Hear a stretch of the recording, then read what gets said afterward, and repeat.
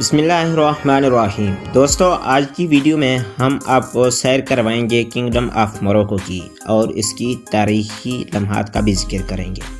دوستو، موروکو شمالی افریقہ کا ایک اسلامی ملک ہے جہاں مسلمانوں کی تعداد 99% ہے۔ عام طور پر موروکو کو المغرب یا مراکش کے نام سے جانا جاتا ہے۔ مراکش کے مغرب کے جانب الجزائر یعنی الجیریا اور شمال کی جانب سے سمندری حدود اسپین سے جا ملتی ہے، اور جنوب کی جانب سے مراکش کی حدود اسلامی جمہوریہ موریتانیہ سے جا ملتا ہے۔ دوستو، شمالی افریقہ کا یہ ملک 225 قبل مسیح میں محاوری لوگوں کا ملک موریتانیہ کا حصہ ہوا کرتا تھا۔ اسلام کے داخلے سے قبل یہ ملک رومی سلطنت کا بھی حصہ ہوا کرتا تھا۔ دوستو، بربر خاندان کے لوگ بھی اسی ملک میں رہا کرتے تھے۔ بربر خاندان تاریخ میں طاقتور خاندان جانا جاتا ہے۔ یہ وہ خاندان تھا جس نے قائم ہونے والی سلطنت کے خلاف سب سے پہلے عالمیہ بغاوت بلند کیا تھا۔ خلافت امیہ کے دور میں اس سلطنت کا ایک جنرل عقبہ بن ناقش شمالی افریقہ کو فتح کرتے ہوئے مراکش جا پہنچا اور 683 عیسوی تک مراکش کا سارا علاقہ فتح کر لیا تھا۔ 1007 عیسوی سے لے کر 1549 تک بربر خاندان مراکش پر حکومت کرتا رہا۔ مشہور اسلامی کمانڈر طارق بن زیاد بھی بربر خاندان سے تعلق رکھتے تھے۔ 1550 میں سعدی خاندان کا حکومت آ گیا اور 1666 عیسوی میں سعدی حکومت کا خاتمہ ہو گیا۔ سعدی حکومت کا خاتمہ علوی خاندان نے کیا اور آج تک یہ خاندان مراکش پر حکومت کر رہا ہے۔ دوستو، علوی خاندان اور سعدی خاندان کی آپس میں نا اتفاقی اور اقتدار کی لڑائی کا اثر یہ ہوا کہ شمالی مراکش پر فرانسیسی قابض ہونا شروع ہو گئے۔ 1912 میں مکمل طور پر فرانسیسی اور ہسپانوی مراکش پر قابض ہو گئے۔ مراکش پر یورپیوں کے قابض ہونے کی بڑی وجوہات میں مراکش کا محل وقوع اور افریقہ کا سب سے دولت مند ملک ہونا بھی ہے۔ دوسری جنگ عظیم میں مراکش اور افریقہ کے کئی اور ممالک کو آزادی ملنا شروع ہو گئی۔ سن 1944 میں مراکش کی ایک سیاسی پارٹی نے آزادی کی تحریک عوامی سطح پر بلند کی۔ 1953 میں سلطان محمد پنجگن کو ملک بدر کر دیا گیا۔ ان کے ملک بدر ہونے کے بعد فرانسیسی اور یورپی آبادیوں پر حملے ہونا شروع ہو گئے۔ 1955 میں آرمی دی لبریشن قائم کی گئی، جس کا مقصد سلطان محمد پنجگن کی ملک واپسی اور الجزائر کی آزادی تھا۔ بالآخر فرانسیسیوں نے سلطان محمد پنجگن کی واپسی کو قبول کیا اور مذاکرات کے لیے تیار ہو گئے۔ یہ انقلاب شاہ عوام کے لیے کہلایا گیا، جس سے مراکش عوام آپس میں ہر سال 20 اگست کو منایا جاتا ہے۔ مراکش کی آزادی کی تحریک میں پاکستان کا بڑا ہاتھ ہے۔ 1952 میں جب سلطان محمد پنجگن نے عوام متحدہ کی جنرل اسمبلی میں تحریک آزادی کے لیڈر احمد عبدالسلام کو بھیجا۔ عبدالسلام جب مراکش کی آزادی کے حق میں آواز بلند کرنے لگے تو وہاں پر موجود فرانسیسی نمائندے نے اس کو یہ کہہ کر خطاب کرنے سے روک دیا کہ مراکش ایک فرانسیسی کالونی ہے، اس لیے اس پلیٹ فارم پر مراکش کے بارے میں بولنے کی ہرگز اجازت نہیں ہے۔ اس اجلاس میں پاکستان کے پہلے وزیر خارجہ سر ظفر اللہ خان بھی شامل تھے۔ جب انہوں نے ایک مسلمان رہنما کے ساتھ ایک فرانسیسی نمائندہ کا حد تک آمیز سلوک دیکھا تو انہوں نے احمد عبدالسلام فرج کو پاکستانی شہریت دینے کی پیشکش کی اور رات گئے نیو یارک میں پاکستانی سفارت خانہ کھلوا کر احمد بالفرج کو پاکستانی پاسپورٹ جاری کیا، اور اسی طرح احمد عبدالسلام پاکستان جیسے جنرل اسمبلی سے خطاب کر کے مراکش کی آزادی کی آواز بلند کی۔ احمد کے اس خطاب سے مراکش میں تحریک آزادی نے زور پکڑ لیا اور فرانس نے سلطان محمد پنجگن کو دوبارہ ملک بدر کر دیا۔ سلطان کی جانب جب ملک کی واپسی ہوئی اور ان کی قرارداد کے لیے تیار ہوا تو فرانسیسی حکومت مراکش کی آزادی کے لیے رضامند ہو گئی۔ 19 نومبر 1956 کو مراکش آزاد ہو گیا۔ آزادی کے بعد مراکش کے سلطان محمد پنجگن احمد عبدالسلام کا پہلا وزیر اعظم مقرر کیا۔ آج احمد بالفرج دنیا میں تو نہیں ہے، لیکن جب تک وہ ملک کے وزیر اعظم کے عہدے پر فائز رہے، انہوں نے اپنے دفتر میں پاکستانی پاسپورٹ کی کاپی موجود رکھی۔ وہ اپنے دفتر میں آنے والے ہر شخص کو پاکستانی پاسپورٹ دکھا کر بڑے فخر سے بتا دے کہ آزادی کی تحریک میں پاکستان اور پاکستانی پاسپورٹ نے ان کی بہت بڑی مدد کی۔ دوستو، شاید یہی وجہ ہے کہ ترکی کے بعد مراکش کے لوگ پاکستان اور پاکستانیوں سے بہت محبت اور عقیدت رکھتے ہیں۔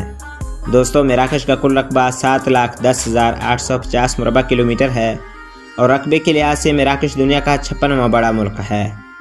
مراکش کی کل آبادی 3 کروڑ 70 لاکھ افراد پر مشتمل ہے اور اس میں 64% لوگ شہروں اور 36% لوگ دیہاتوں میں بستے ہیں۔ اس ملک کے دارالحکومت کا نام روات ہے، جو ایک بہت ہی خوبصورت شہر ہے۔ دوستو مراکش کی 40% آبادی زراعت کے پیشے سے تعلق رکھتی ہے۔ مراکش کی کل GDP 120.99 ارب ڈالر ہے۔ اس ملک میں عربین اور یورپین دونوں کلچر موجود ہیں۔ اس ملک کے لوگوں کو کافی ماڈرن مانا جاتا ہے۔ اس ملک کی لڑکیاں بہت حسین ہوتی ہیں۔ مراکش زراعت کے علاوہ ماہی گیری اور پولٹری فارمنگ میں بھی اپنا الگ مقام رکھتا ہے۔ مراکش کے جنوبی حصے میں تیل کے ذخائر دریافت ہو چکے ہیں، لیکن سہولیات کی کمی کی وجہ سے تیل ابھی تک مہنگے داموں دوسرے ممالک سے خریدا جاتا ہے۔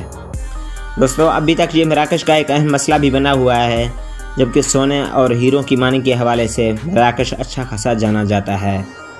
اس کے علاوہ سیاحت کا شعبہ ملکی آمدنی کو بڑھانے میں ایک بڑی وجہ ہے، کیونکہ سالانہ 10 لاکھ سے زیادہ سیاح مراکش کا وزٹ کرتے ہیں۔ مراکش کی بلند ترین چوٹی جبل توکل ہے، جس کی اونچائی 4168 میٹر ہے۔ مراکش میں اوسط عمر 71 سال ہے۔ مراکش کی تاریخی مقامات میں مسجد قطبہ مدینہ آف مراکش اور ایک تاریخی قلعہ، قصبات اور دیگر کئی ایسے تاریخی مقامات ہیں جنہیں دیکھنے سیاحوں کی بڑی تعداد مراکش میں آتی ہے۔ دوستو وقت کے لحاظ سے مراکش پاکستان سے 5 گھنٹے پیچھے ہے۔ مراکش کا سب سے بڑا شہر کاسا بلانکا ہے، جسے دارالبیضاء بھی کہا جاتا ہے۔ اس شہر کا رقبہ 220 مربع کلومیٹر اور آبادی تقریباً 34 لاکھ افراد پر مشتمل ہے۔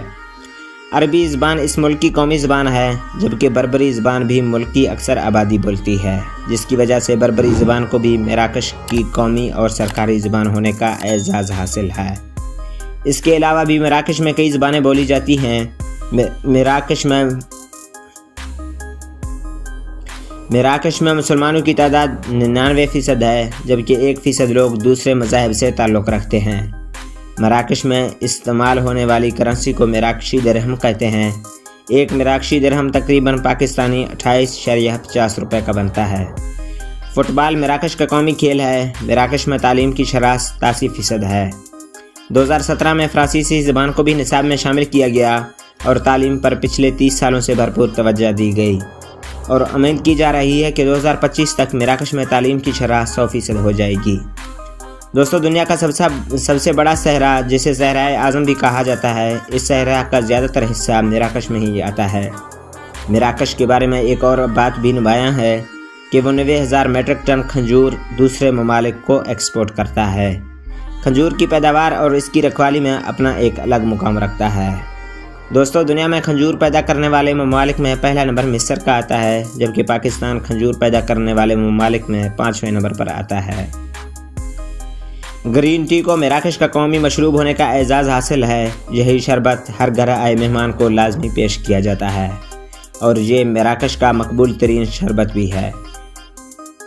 کیسکو، جسے بربری زبان میں میکسیو بھی کہا جاتا ہے، یہ مراکش کی قومی اور ایک لذیذ ڈش ہے۔ چاولوں، سبزیوں اور گوشت کے ملاپ سے تیار کی گئی اس ڈش کے ساتھ جب گرین ٹی کا استعمال کیا جاتا ہے تو اس ڈش کا مزہ دوبالا ہو جاتا ہے۔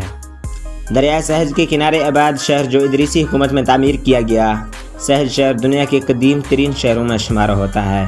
اس نے 13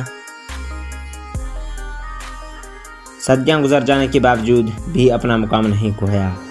دوستو یہ دنیا کی قدیم ترین متحرک شہروں میں سے ایک ہے۔ بربری شیر مراکش کا قومی جانور ہے۔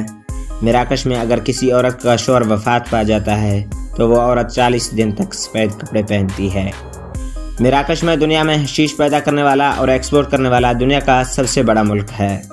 مراکش میں سینکڑوں گھروں کی آمدنی کا ذریعہ یہی ہوتا ہے۔ سرڈینا مچھلی پیدا کرنے والا مراکش دنیا کا سب سے بڑا ملک ہے۔ مسجد حسن ثانی مراکش کے شہر کاسا بلانکا میں واقع ہے۔ یہ دنیا کی 7ویں بڑی مسجد ہے۔ یہ مسجد 1993 میں تعمیر ہوئی۔ اس مسجد کو بنانے کے لیے 30,000 مزدوروں نے کام کیا۔ اس مسجد میں بیک وقت 80,000 لوگ نماز ادا کر سکتے ہیں۔ مراکش میں عورتوں میں سب سے زیادہ استعمال ہونے والا نام فاطمہ ہے۔ مراکش میں 10 میں سے کم از کم 7 لڑکیوں کے نام فاطمہ ہی ہوتے ہیں۔ دوستو مراکش کے لوگوں کا پالتو جانور زیادہ تر بلی ہوتی ہے۔ مراکش کے لوگ بلیوں سے بہت زیادہ پیار کرتے ہیں۔ دوستو یہ تھی مراکش یعنی کنگڈم آف موروکو کی تاریخ اور معلومات پر مبنی دلچسپ ویڈیو۔ امید ہے آپ دوستوں کو ضرور پسند آئی ہوگی۔ پسند آنے کی صورت میں اس ویڈیو کو اپنے دوست احباب کے ساتھ واٹس ایپ اور فیس بک گروپس میں شیئر ضرور کیجیے گا۔ مراکش کے بارے میں مزید جاننے یا کسی اور شہر یا ملک پر ویڈیو بنانے کے لیے کمنٹ سیکشن میں ہمیں اپنے رائے کا اظہار ضرور کیجیے گا۔ ملتے ہیں اگلی ہی کسی ایسی اور دلچسپ ویڈیو کے ساتھ، تب تک اپنے دوست محمد سجاد کو دیں اجازت۔ اللہ نگہبان۔